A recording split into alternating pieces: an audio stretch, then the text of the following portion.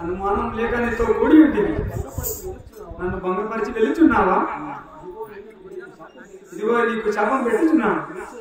శ్రీశైలంలో పాతాళ గంగలో పచ్చల బండాయి పొడగా ఇదే నా శాపం.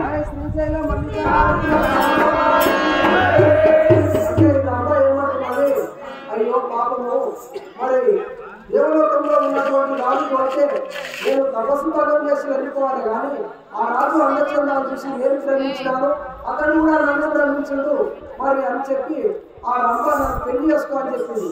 నాకు భార్య పిల్లలు ఉన్నారు, నన్ను పెళ్లి చేసుకోను, నేను వెళ్ళిపోతున్న తప్పని కానీ రాజు చెప్పినంతలో మరి ఆమె కోపం వచ్చింది. నువ్వు కూడా నేను పాతాళ గంగలో పచ్చల బండాయి కడుగు అన్న శాపం పెట్టింది. అంతలో ఆ రంభ కింద కోపం వచ్చే శాపం పెట్టినవా